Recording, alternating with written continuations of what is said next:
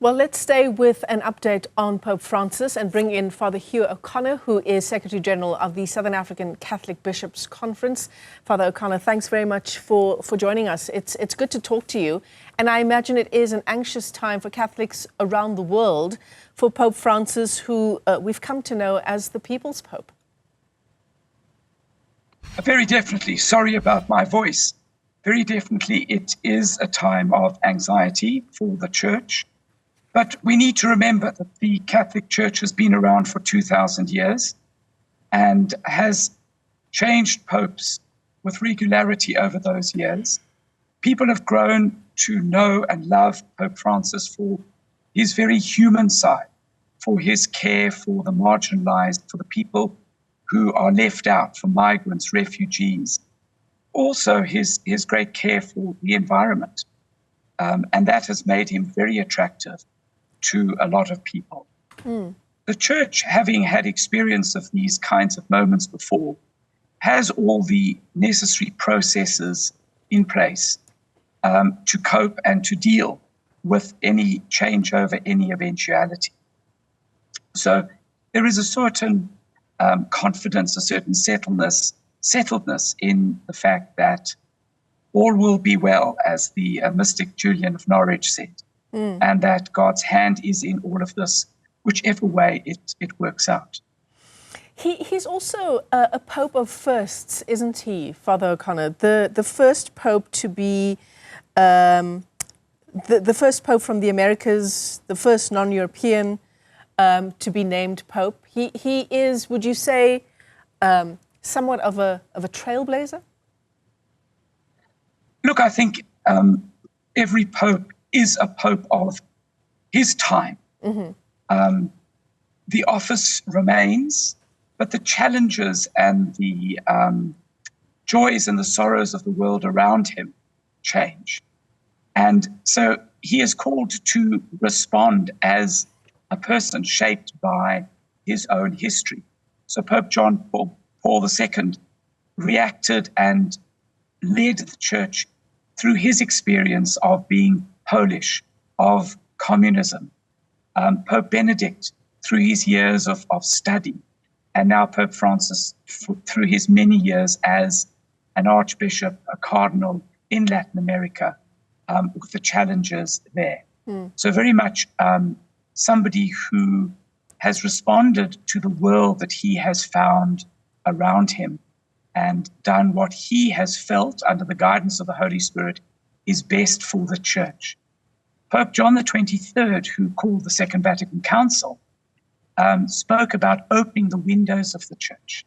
I'd like to think that Pope Francis, in his own way, has opened doors in the Church and let a real breeze. For some people, a hurricane, for others, just a gentle breeze.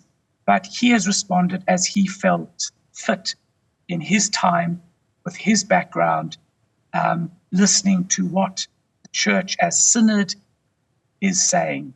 What are we needing to do? How do we make God more alive in the world today?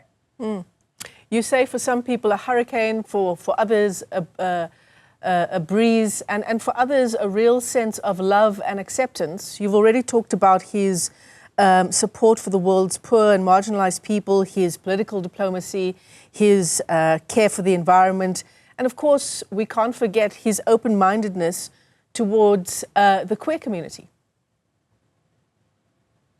No, absolutely. When I say for some a hurricane, you know, if you are a leader and you're loved by everybody, you're not doing everything right. A leader has to have people who think you're either going too fast, and there are other people who think you're going too slowly. So when leadership is criticized, as Pope Francis has been, then we have to seek what is the truth in the situation, what is happening. He's remained during the war in Gaza, Israel. He has contacted the parish, the Catholic parish in Gaza, every single night to talk to the people there, to show them in this time of tremendous distress that he is with them. And even from hospital, when he first went in, he contacted the parish and had a video call with with them, and especially with the young people and with the children, as a father should. So he acts as the father of the church. And that's why we call him the Holy Father.